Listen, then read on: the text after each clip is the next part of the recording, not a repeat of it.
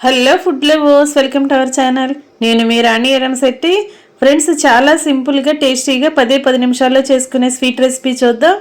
చాలా టేస్టీగా ఉంటుంది. పాలకోవా కన్నా చాలా కమ్మగా అనిపిస్తుందండి. నోట్లో వేసుకుంటే కరిగిపోయేలా ఉంటుంది. ఒక్కసారి చేసుకున్నారంటే మళ్ళీ మళ్ళీ ఇలా చేసుకోవాలి అని అనుకుంటారు. ఆ ప్రాసెస్ అంతా చూద్దాం. ముందుగా ఈ 3 ఇంగ్రీడియంట్స్ రెడీగా పెట్టుకోండి. బెల్లము, పాలు, అలాగే మిల్క్ పౌడర్ అండి, పాల పొడి అంటాం కదా, అవి పెట్టుకోండి. 3 సమాన క్వాంటిటీలో తీసుకోండి. మనం ఏ కప్పుతో అయితే పాలు తీసుకున్నామో, బెల్లం తీసుకున్నామో అదే కప్పుతో పాల పొడి కూడా, మిల్క్ పౌడర్ కూడా సేమ్ అదే క్వాంటిటీలో తీసుకోండి. ఇప్పుడు ఒక మిక్సింగ్ బౌల్ తీసుకుని దానిలోకి పాలు, బెల్లము కూడా వేసేసుకుని గరిటెతో కొంచెం సేపు బాగా కలపండి. దీనికి మూత పెట్టుకుని ఒక అరగంట పక్కన పెట్టుకుంటే బెల్లం అంతా కూడా పాలలో బాగా కలిసిపోతుంది. అరగంట తర్వాత చూసినట్లయితే బాగా కరిగింది కదా. ఇప్పుడు స్టవ్ ఆన్ చేసి కళాయి పెట్టుకోండి. దానిలోకి మనం కరిగించి పెట్టుకున్న బెల్లం పాలను అలా స్ట్రైనర్తో వడకట్టుకోండి. బెల్లంలో ఏమైనా డస్ట్ అనేది ఉంటే అదంతా కూడా దానిలోకి వచ్చేస్తుంది, స్ట్రైనర్లోకి వచ్చేస్తుంది. ఇదంతా కూడా వడకట్టుకుని కళాయిలో వేసుకోండి. ఇప్పుడు మనం రెడీగా పెట్టుకున్న మిల్క్ పౌడర్ అండి, పాల పొడి అంటాం కదా, అది కూడా దానిలో వేసేసుకుని ఒక టేబుల్ స్పూన్ నెయ్యి వేసుకోండి. పాల పొడి అనేది పాలల్లో ఉండలు కట్టకుండా గరిటెతో వెంటనే బాగా కలపండి. నెయ్యి వేసుకున్నాం కదా, పాల పొడి అనేది ఉండలు కట్టకుండా చాలా ఈజీగా పాలలో కలిసిపోతుందండి. ఇలా పాలు, బెల్లము, పాల పొడి, అలాగే నెయ్యి ఇవన్నీ కూడా గరిటెతో బాగా కలుపుకుంటూ ఉడికించండి. ఫ్లేమ్ సిమ్లో పెట్టుకుని జాగ్రత్తగా గరిటెతో కలుపుకుంటూ ఉడికించండి. ఇలా ఉడకటం స్టార్ట్ అయింది కదా. ఇప్పుడు దీనిలోకి ఒక టేబుల్ స్పూన్ యాలకుల పొడి కూడా వేసుకోండి. యాలకుల పొడి అంతా కూడా పాలలో కలిసేంత వరకు బాగా కలపండి.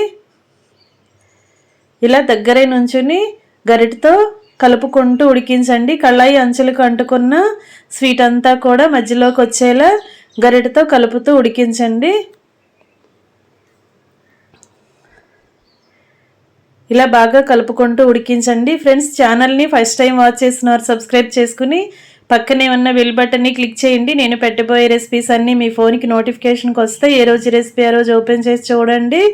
వాటిలో సింపుల్ ప్రాసెస్తో టేస్టీ రెసిపీస్ని పోస్ట్ చేస్తాను. మీ అందరికీ అవి నచ్చేలా ఉంటాయి. ఇలా స్వీట్ అంతా కూడా ఉడకటం స్టార్ట్ అయ్యి బాగా దగ్గరగా ముద్దలాగా వస్తుంది కదా. ఇంకొంచెం సేపు గరిటెతో కలుపుతూ ఉడికించండి. ఇలా కళాయి అంచులకి అంటుకున్నదంతా ఎప్పటికప్పుడు గరిటెతో కలుపుకుంటూ మధ్యలోకి తీసుకోండి. ఇలా కళాయికి రుద్దుతున్నట్లుగా మనం స్వీట్ని ఉడికించాలి. ఇలా కలుపుకుంటూ ఉడికించండి. చాలా టేస్టీగా ఉంటుందండి. స్వీట్ తినాలి అని అనుకున్నప్పుడు అప్పటికప్పుడే ఈ స్వీట్ రెసిపీని చేసుకోవచ్చు. 10 నిమిషాల కంటే ఎక్కువ టైం పట్టదు. చాలా సింపుల్గా కుక్ చేసుకుని ఫ్యామిలీకి సర్వ్ చేసుకోవచ్చండి. ఇలా బాగా ముద్దలాగా దగ్గర పడింది కదా. ఇంకొక టేబుల్ స్పూన్ నెయ్యి వేసుకుంటే స్వీట్ అనేది టేస్ట్ చాలా బాగుంటుంది. ఇంకా స్టవ్ ఆఫ్ చేసుకుని కళాయిని పక్కన పెట్టుకోండి. ఇప్పుడు ఒక ప్లేట్కి నెయ్యి రాసుకోండి. బ్రష్తో కానీ చేత్తో కానీ ఇలా నెయ్యి అంతా కూడా ప్లేట్ అంతా కూడా నెయ్యిని అప్లై చేయండి. దానిలోకి మనం ఉడికించి రెడీ చేసి పెట్టుకున్న స్వీట్ని మొత్తం అంతా కూడా అలా ప్లేట్లోకి తీసేసుకోండి. ఇలా వేడిగా ఉన్నప్పుడే మనం డిష్ అవుట్ చేసుకోవాలి. ఇదంతా కూడా ప్లేట్లోకి తీసేసుకోండి.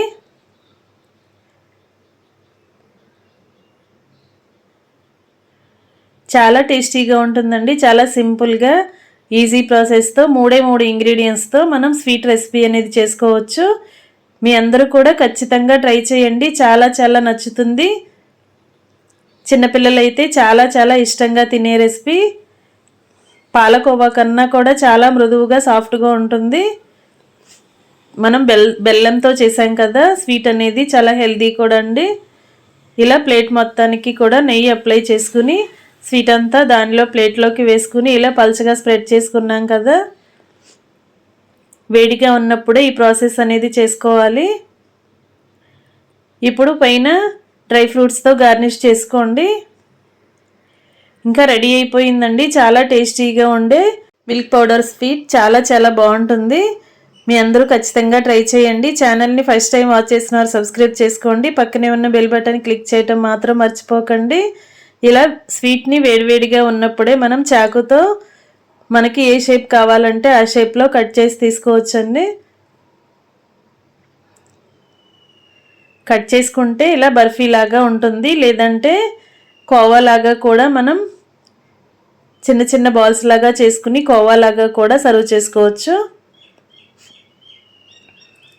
ఇలా కొంచెం వేడిగా ఉన్నప్పుడే కట్ చేసుకున్నట్లయితే మనం ఏ షేప్లో కట్ చేస్తే ఆ షేప్కి పీస్ అనేది ఓపెన్ చేసుకోవచ్చు.